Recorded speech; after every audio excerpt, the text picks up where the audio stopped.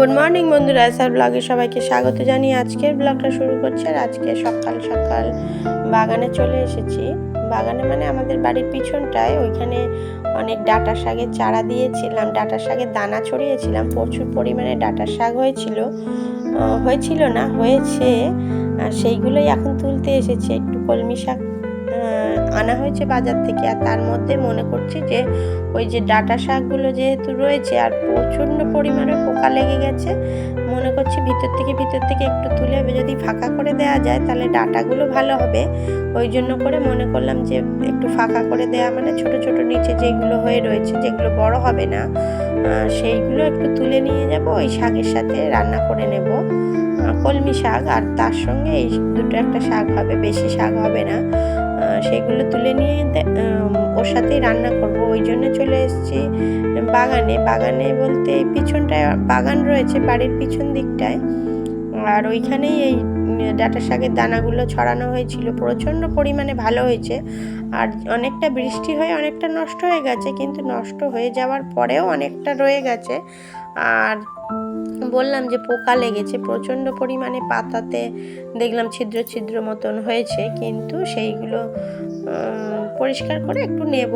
ওই জন্য চলে এসেছি বাগানে। আর মাছ আনা হয়েছে, শাশুড়ি মাকে বলেছি মাছ কাটতে। আর আজকে ট্রেনিং যাব না, ওই জন্য করে শাক টাক বাছা তো অনেকটাই সময় লাগবে। ওই জন্য ঠিক করলাম যে আজকে শাকটাই খাওয়া হবে, যেহেতু ট্রেনিং আজকে যাব না। ওই জন্য আর প্রচণ্ড পরিমাণে রৌদ্র, শরীরটাও খারাপ রয়েছে। ওই জন্য মনে করছি যে তাহলে এই শাক টাকগুলো বাছতে সময় লাগে, এই শাকটাই আজকে রান্না হবে। ওই জন্য শাক আনতে বলেছিলাম বাজার থেকে, আর মনে করেছিলাম এখান থেকে তুলবো, ওই জন্যই বাজার থেকে আনতে বলেছিলাম। তাহলে দেখো বন্ধুরা, আমার শাক টাক তোলা হয়ে গেছে বলতে এই যে যেখানে যেখানে একটু প্রয়োজন পরিষ্কার করার বা ফাঁকা করার, সেই জায়গাগুলো থেকে ঘুরে সমস্ত পরিষ্কার করে নিচ্ছি। তারপরে ঘরে যাব, শাক বাছবো। শাকের অনেক প্রিপারেশান, শাক করতে গেলে শাক ধোয়া বাছা কোটা অনেকটাই সময় লাগে। আর তার মধ্যে তো রয়েছে আর অন্যান্য তরকারি, কি হয় দেখা যাক। আর কি রান্না হবে সেটাও তোমাদের সাথে শেয়ার করব। তাহলে আমি শাক টাক তুলে নিয়ে ঘরে যাই, তারপরে দেখছি কি হয়। আর ঘরের সমস্ত সকালের কাজকর্ম যেরকম থাকে, ঘর ঝাড়ু দেওয়া, ঘর মোছা, বিছানা তোলা সমস্ত করে ফেলেছি। আর সকালে করেছিলাম রুটি আর ঘুগনি, খাওয়া হয়ে গেছে। আর এখন ঘড়িতে কটা বাজে, এখন 10:30 বাজে। এখন বাগানে এসেছিলাম, এই যে এখন শাকটা সবে তুললাম, এখন শাক খোটা বাছা অনেকটাই সময় লাগবে। আর দেখো সমস্ত কাজ কমপ্লিট করে নিয়েছি, শাক করতেই আমার অনেকটা সময় লেগে গেছে। আর এক যে শাকের জন্য একটু ছোট ছোট করে আলু কেটে রেখেছি, ওটা শাকের সাথে দিয়ে ভাজবো। আর এখন রান্না বসিয়ে দেবো। ছোট ছোট আমরা রেখেছি, টক করবো। আর এই যে মাছ দিয়ে কাঁচকলা দিয়ে আলু দিয়ে ঝোল করব। তাহলে আমি রান্নাটা ঝপঝপ করে বসিয়ে দিই। দেখো ওপারে আলুগুলো ভেজে নিচ্ছি, আর এপারে মাছটা ভাজা বসিয়ে দিয়েছি।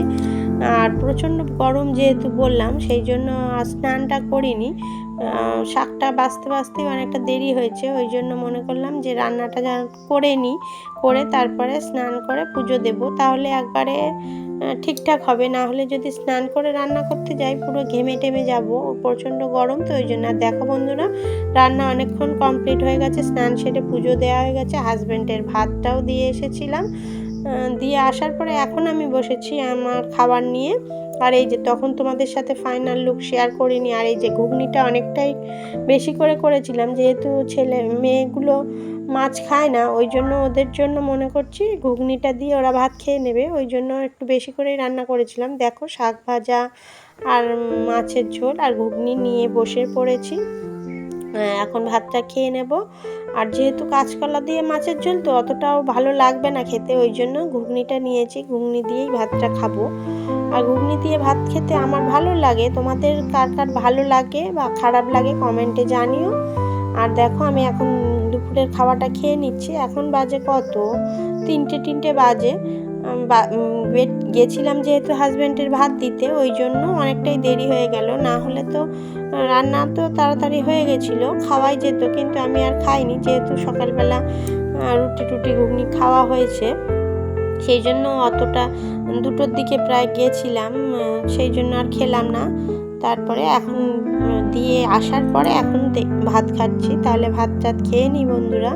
আর পাশে রয়েছে ছোট মেয়ে, ও আমার সাথে গেছিল বাজারে, গেছিল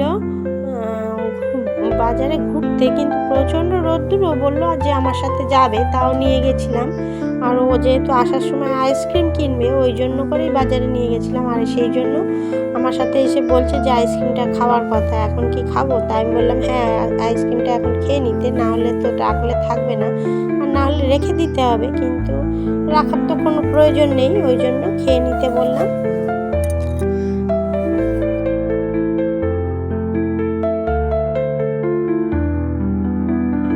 এই যে দেখো বন্ধুরা, আইসক্রিম নিয়ে খেতে লেগে গেছে। আজকে ম্যাঙ্গো ফ্লেভার নিয়ে এসেছে, কাঁচা ম্যাঙ্গো ফ্লেভার যেটা হয় সেই ফ্লেভারটা নিয়ে এসেছে। এই যে এখন খাওয়া দাওয়া হচ্ছে, আর আমি বাজার থেকে আসার পরে এইটাই।